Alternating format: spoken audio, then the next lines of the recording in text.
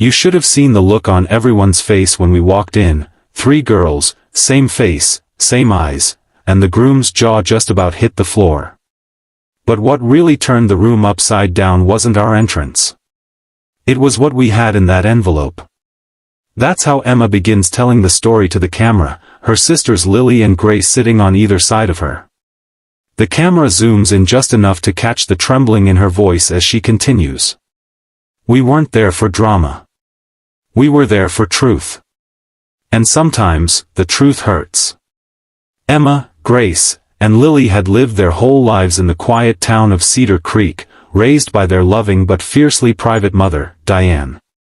Their father, they were told, had died in an accident before they were born.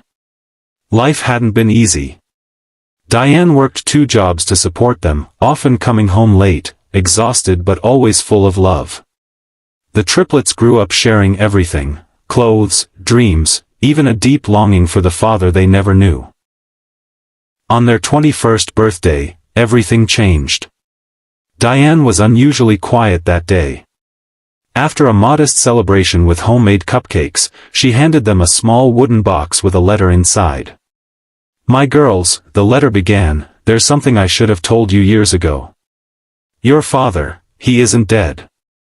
And he's not just anyone. He's Richard Belmont. Yes, the billionaire. The one all over the news. The one getting married this weekend. Emma's hands shook as she read aloud. Grace collapsed into a chair, eyes wide. Lily, the boldest of the 3, stood up and shouted, we have to go to that wedding. He needs to know. Diane begged them not to. She said it would ruin lives. But the truth had lived in the shadows long enough. The Belmont wedding was the event of the decade, set in a luxurious vineyard estate outside San Francisco.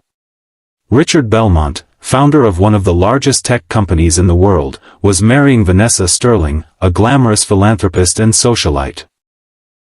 The guest list included politicians, celebrities, and royalty. The triplets didn't have invitations. But looking exactly like younger, female versions of Richard Belmont himself turned out to be enough to get past security.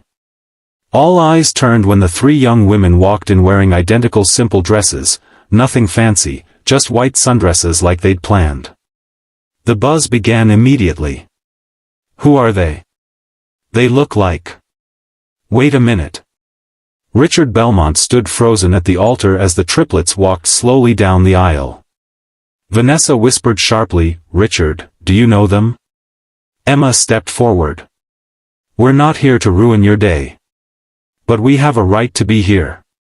She reached into her purse and pulled out the envelope. Inside was the DNA test they'd ordered 2 weeks ago. The result was conclusive. 99.99% match. Richard Belmont was their biological father. Gasps. A scream. Then silence. Richard stared at the test results, pale as a ghost. Vanessa turned red with fury. The priest awkwardly stepped back. Security moved in, but Richard held up a hand. Wait, he said, voice cracking. This can't be real. Lily replied softly, it is. Ask our mother, Diane Miller. He blinked, the name hitting him like a freight train. I knew a Diane. We were young. I didn't know. He looked at the crowd, then at Vanessa. I need time. The wedding was called off. The triplets were taken to a private room inside the estate. Richard came in a few minutes later, still stunned. He asked about their lives. Their mother. Why she never told him. And they told him everything, how she chose to keep her distance, afraid he wouldn't accept them. How she raised them with dignity, without a penny from him. Tears welled up in his eyes. I should have been there, he whispered. The media exploded with the story. Billionaire's secret daughter's crash wedding headlined every major outlet. But to the triplets, it wasn't about fame. It was about identity. It was about belonging. Richard tried to make up for lost time. He invited them to stay at his estate, introduced them to their half-brother, Brandon, and offered them everything they never had: trust funds, luxury, influence. But the girls weren't after money. They wanted connection.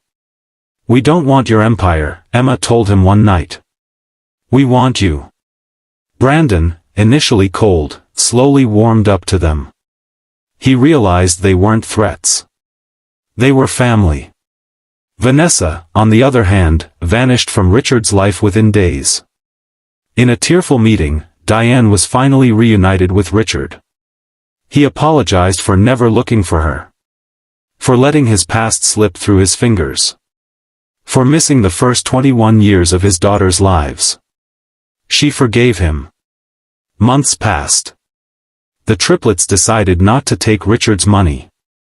Instead, they asked for his help launching a non-profit for underprivileged single mothers. They named it the Diane Foundation. The story resonated with millions. Interviews, documentaries, and articles followed. Not because it was a scandal, but because it was a story of redemption. Of truth. Of family finding each other in the unlikeliest way. Richard, once a lonely mogul at the top of the world, now spent weekends surrounded by laughter, board games, and home-cooked meals. At the closing of the story, Emma, Grace, and Lily sit again before the camera. Emma smiles through tears. "We crashed a wedding, yeah. But more importantly, we found our father. And he found his daughters." Lily adds, "If you're holding a truth inside you, let it out. It might change everything." Grace looks straight into the camera. "Sometimes, the truth doesn't destroy lives. It saves them. No secret is worth the silence that costs someone their family. Sometimes the boldest thing you can do is speak your truth. And sometimes, it leads you home."